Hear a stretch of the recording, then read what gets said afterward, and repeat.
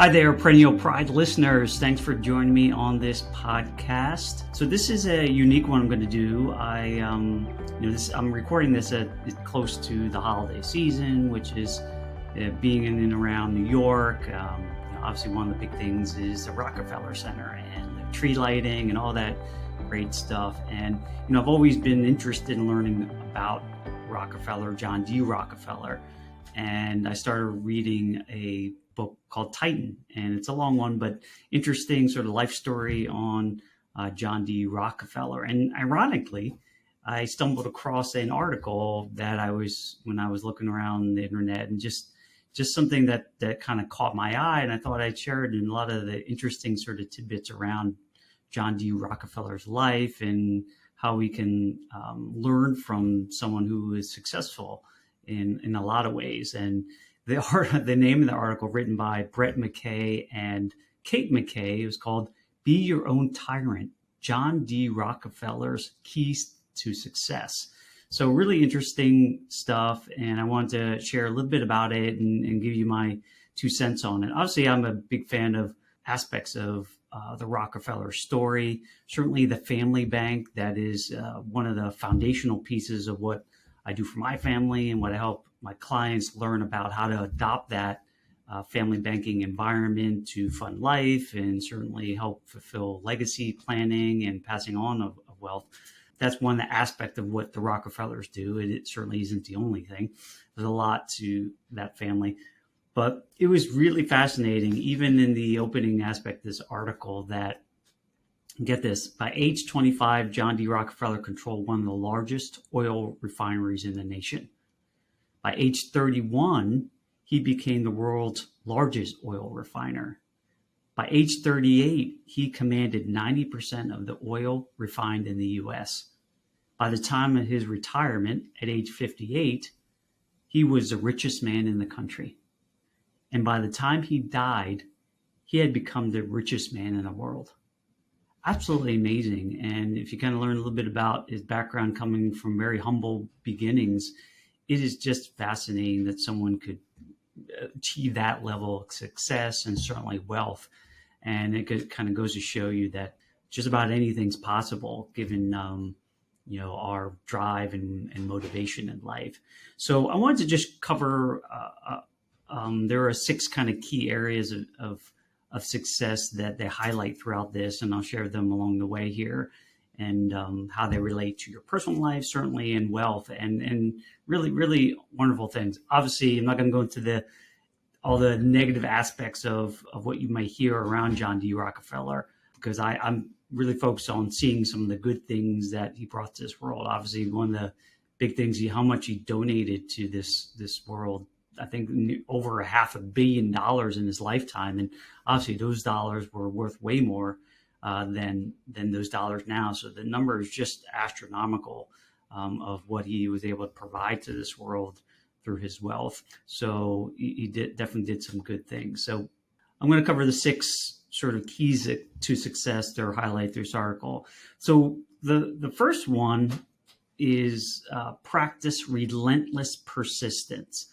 And it's amazing when you think about John D. Rockefeller coming from the humble beginnings. I think his father was considered like one of the original snake oil salesmen. He was pitching some concoctions that could do a whole bunch of things that could never be proven. But he was a pretty resilient kid. He wasn't the smartest. I think the quote was, in his own words, while he wasn't brilliant, he was reliable. So he would really work hard. I think that's one of the keys to anyone's success. There's a lot of talented, smart people. However, I think a lot of the hard work and diligence coming with that is what gets people to different levels of success. And so I think he was recognizing he wasn't the smartest person or kid out there, but he was motivated and a hard worker.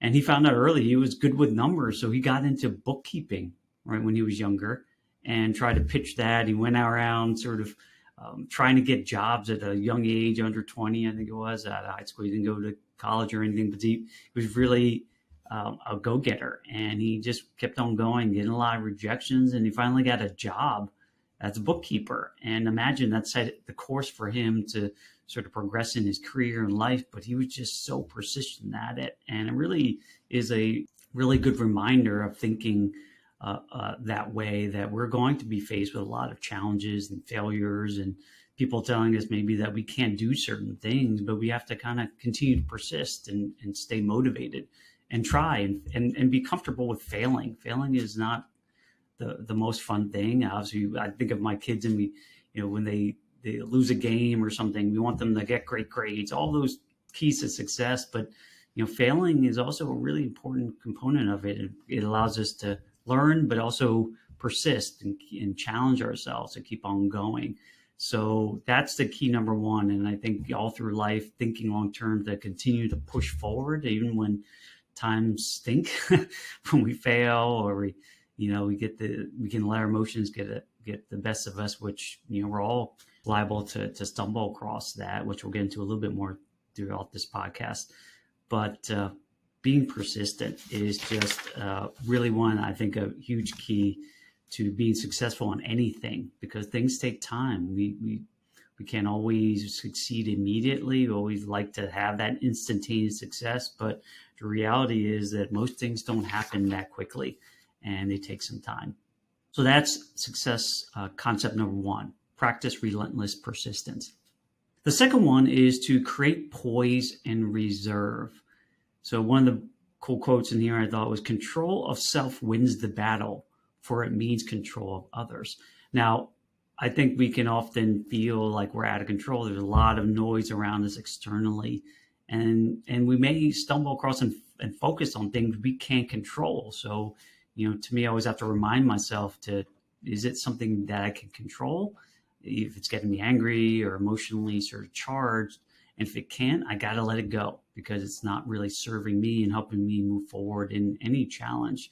And, a lot of this, I've sort of relayed this to some of the study I've done around Stoicism, and Ryan Holiday does it. It's an ancient philosophy on staying calm and really focusing on what you can control and trying to sort of drown out that noise around you that, may be externally influencing you that really you can't control. And so really focusing on that really is helpful. And staying calm, because I think staying calm lets your mind work and stay logical.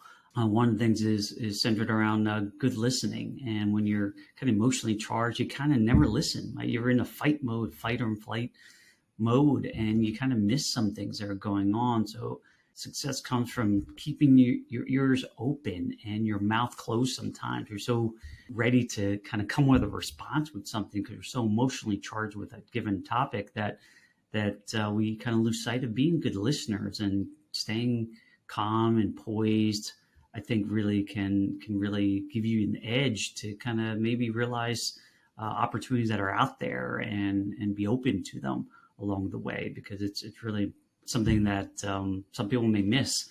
And so I think throughout the course of John D Rockefeller's life, I think he was known for just always being calm around his employees. You never see him upset, even though it almost commands a power, right? People who are just in control, you kind of feel like you're confident around them, you're comfortable with them, and they feel like they got things in order because they stay calm. They feel like they know, even though maybe they're inside, they have some nervousness or lack of confidence, they exude it. And I think, through the course of his life, he, things you read about him, he would never flinch. It's rare to see him get angry or lose his sort of cool. And it's something that we have to train ourselves to kind of do that, to stay in the moment and recognize things that we can't control, and then calm ourselves down so we can think logically about things. And like I said, stay open and keeping your ears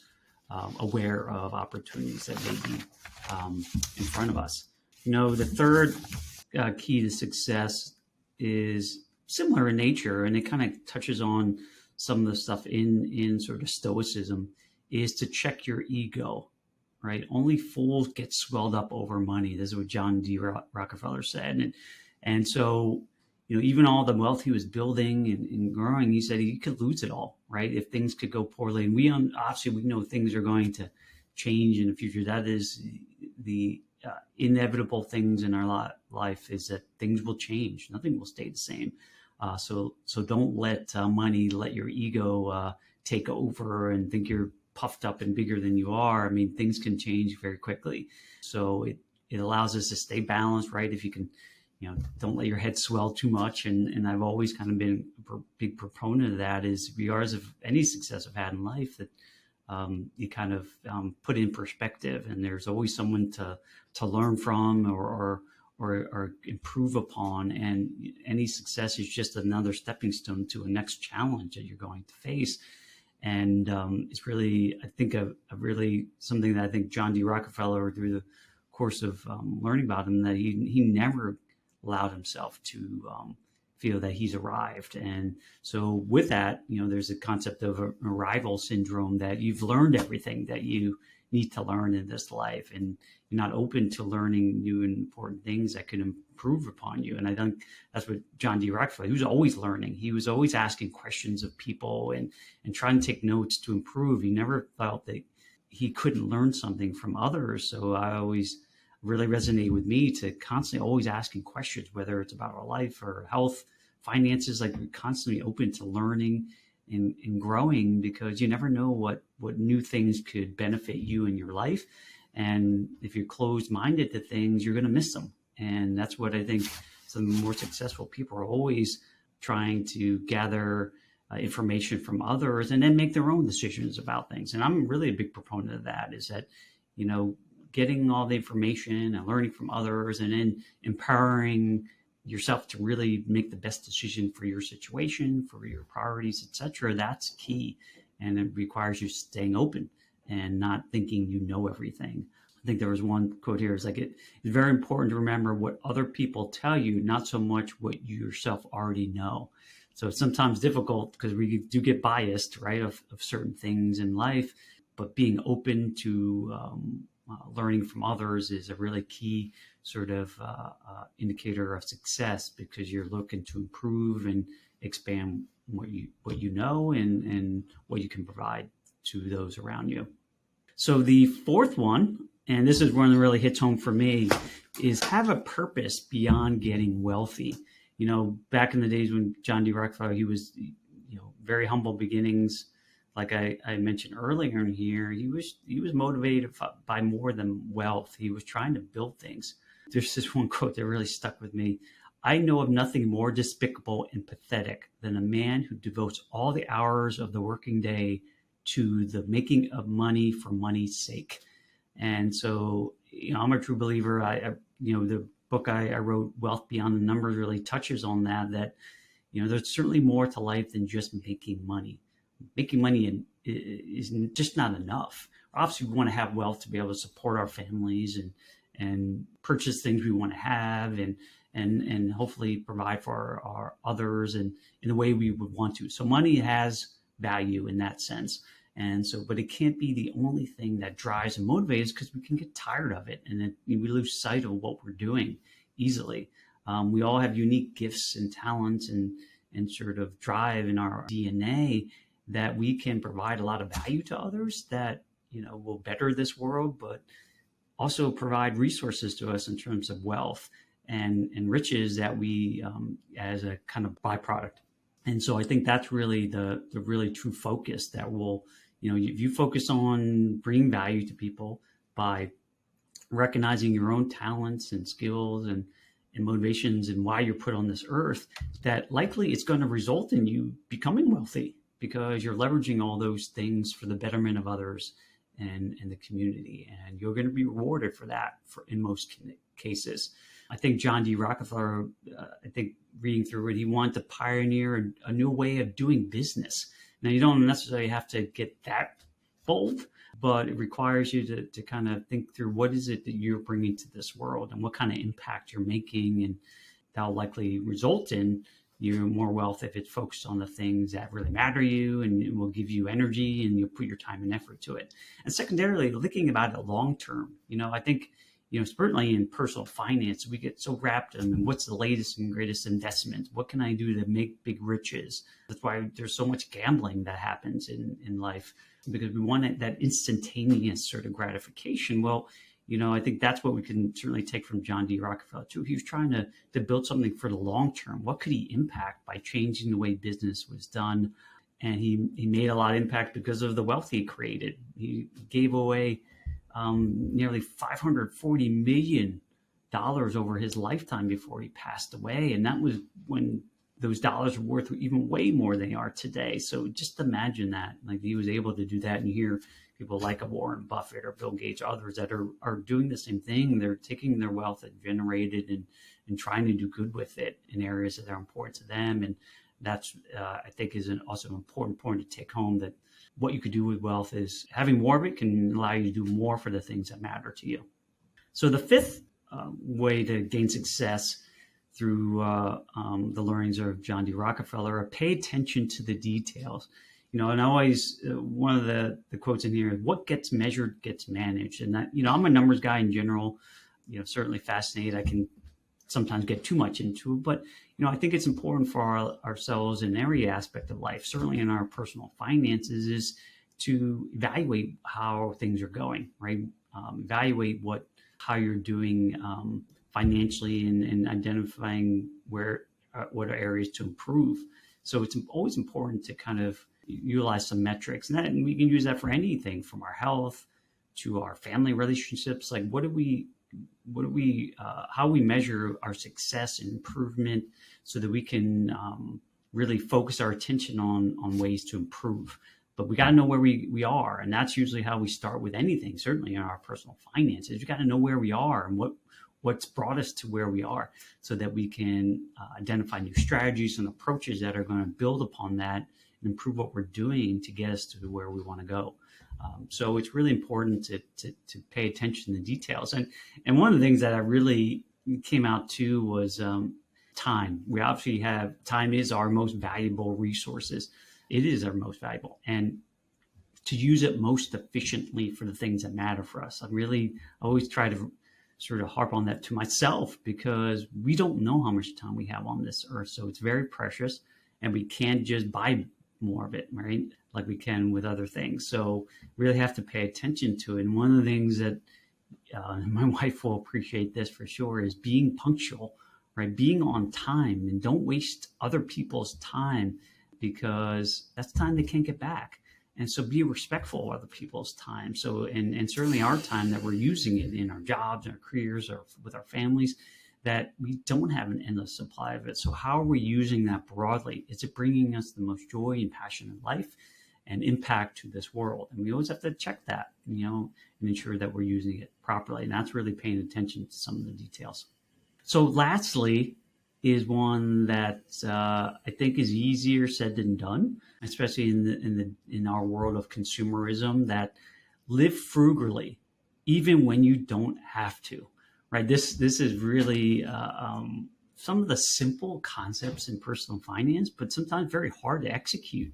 Some basic things that I think learning about John D Rockefeller, carrying your lunch to work. Right. We can spend so much money on things outside, going to lunch or buying extra coffees, and having that self-control and restraint that you can deny yourself. There's the idea of the marshmallow challenge back in the day, where you gave kids option to eat that marshmallow now, or you can wait and they get double that down the road. And the ones that could wait were the ones that they followed them throughout their careers and life. And those are ones that had a higher level of success and wealth, because they were able to, be disciplined and live with some restraint. And that's what living frugally helps you do.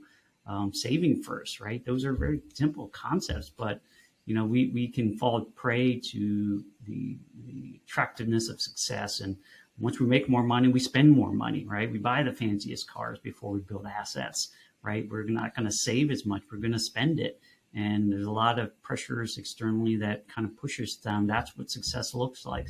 Well, to me, is living frugally is really a key component, and even when you don't have to.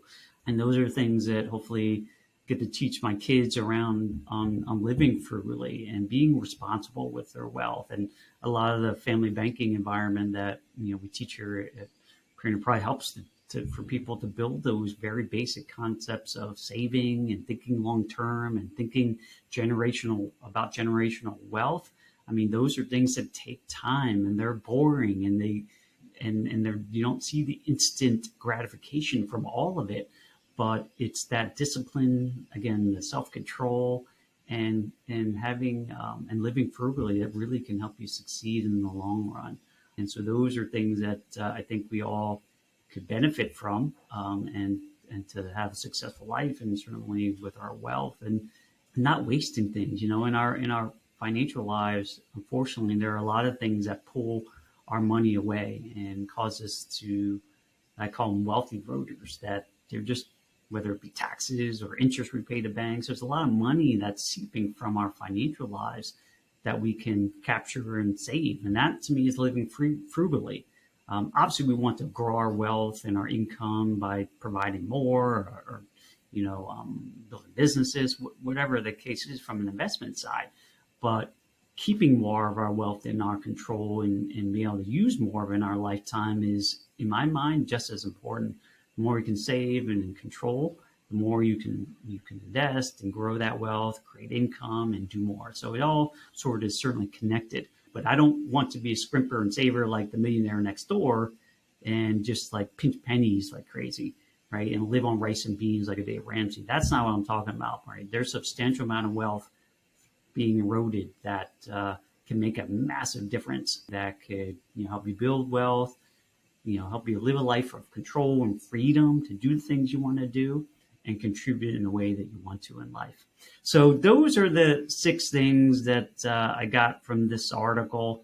Again, practice relentless persistence, create poise and reserve, check your ego, have a purpose beyond getting wealthy, pay attention to the details, and live frugally.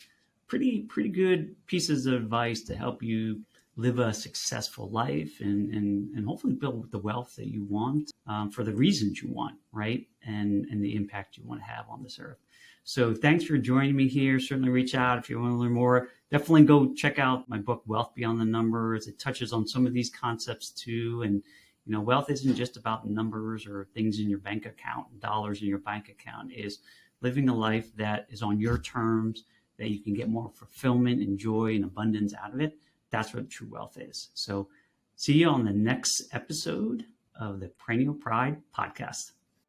Thanks for joining me on this episode today. I really am grateful for you as listeners to the Perennial Pride podcast. I hope you're getting some tremendous value out of it and hopefully pushing you along your journey to financial freedom.